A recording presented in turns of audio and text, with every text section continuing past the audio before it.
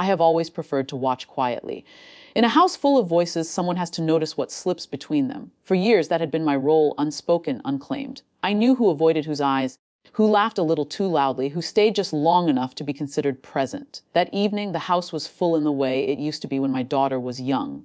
Balloons tied carelessly to chairs, a table set too tightly for comfort, the soft hum of overlapping conversations. It was her birthday, and she insisted on doing it properly this time. No shortcuts, no catering trays pretending to be home. I stayed near the edges as I always do, close enough to be part of things, far enough to see them clearly. My daughter-in-law moved through the room with practiced ease. She had learned over time exactly how to belong, where to stand, when to smile, how long to hold someone's gaze before it felt like warmth instead of effort. No one questioned her anymore. That perhaps is why I noticed. It happened in a moment that didn't ask to be seen. The cake had just been brought out, white frosting, carefully smoothed, a little uneven on one side, where someone must have adjusted it at the last minute. Candles were lit. People gathered. Phones lifted. The song began, uneven and cheerful. She stepped forward then, not to take attention, just to be useful. That was her way, always just helpful enough. Her hand moved over the table. It wasn't the movement itself. It was the pause, a second too long, a gesture that didn't belong to celebration. Something small fell from her fingers. Perhaps it was already there, released with intention. It disappeared into the frosting without resistance, as if it had always been meant to be part of it. No one stopped singing. No one else saw. I didn't react. There is a kind of knowing that doesn't need to announce itself. It settles instead, like something finally placed where it should have been all along. I watched her face. Not for guilt. People imagine guilt as something visible, but it rarely is. I watched for alignment, for whether her expression matched the room. It didn't. Just slightly. Enough. The song ended. Applause filled the space that silence would have made too obvious. My daughter laughed, closing her eyes as she blew out the candles. Everything moved forward as expected. Plates were reached for. Knives passed. Someone joked about taking the biggest slice. Life resumed its surface. I stepped in then, not quickly, not slowly, just at the right moment when movement is natural and no one questions its direction. She had already cut a piece, neat, considered. It rested on a plate she held with both hands, as if it mattered. I took it from her. She let me. For a second, our fingers touched. Hers were steady. That surprised me, though I wasn't sure why. I turned not toward my daughter, but toward her. It took a few steps before anyone noticed the shift. Conversations continued behind me, but softer now, as if the room itself was adjusting without understanding why. When I stopped in front of her, she looked at me properly for the first time that evening. There it was again, that slight misalignment. I held the plate between us.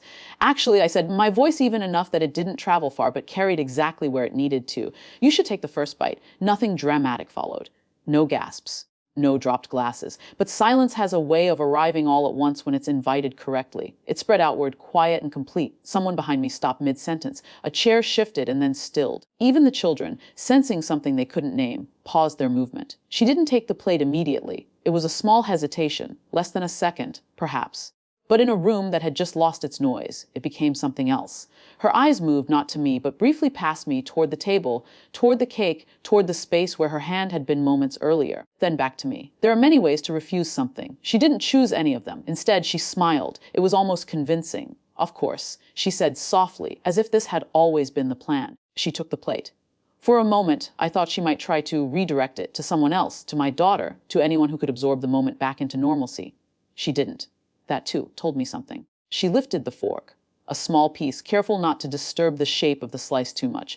The kind of care people use when they know they are being watched, even if they don't fully understand why. Her hand remained steady. She brought it to her mouth and paused. It was the smallest fracture, invisible to anyone who wasn't looking for it. But it was there. Then she ate. The room didn't exhale. It didn't know how yet. I watched her closely, not for immediate consequence. Life isn't so obliging, but for reaction. For anything that might confirm or undo what I had seen. She chewed, swallowed. Of course, nothing happened. Whatever she had done, it was not meant for spectacle. It was quiet, like everything else about her. A murmur began somewhere to the left. Someone laughed, uncertain, testing whether the moment had passed. My daughter stepped forward, smiling in that careful way people do when they sense tension but choose not to name it. Okay, she said lightly. No, can we all eat? The room accepted the invitation. Movement returned. Plates were filled. Conversations restarted, though thinner now, stretched over something they couldn't quite smooth out. I stepped back, returning to the edges where I belonged. No one asked me anything, but they looked, not directly, not openly, just enough to acknowledge that something had occurred, even if they couldn't explain it. She avoided me for the rest of the evening. Not obviously. She still moved through the room, still spoke, still smiled, but there was a new calculation in her distance. A measured awareness of where I was, Even when she wasn't looking at me, that was enough. Later, when most of the guests had gone and the house had settled into the quiet aftermath of celebration, I found myself alone in the kitchen. The cake sat there, half finished. Plates stacked beside it, crumbs scattered in small, careless patterns. I looked at it for a long time. I didn't throw it away. I didn't taste it either. Some things don't need resolution to change everything. From that night on, nothing was said. Not to me, not to anyone. But something had shifted. She was more careful. Not kinder, not warmer, just precise. As if every action now passed through a filter it hadn't needed before. My son didn't notice. Or if he did, he chose not to follow the thread.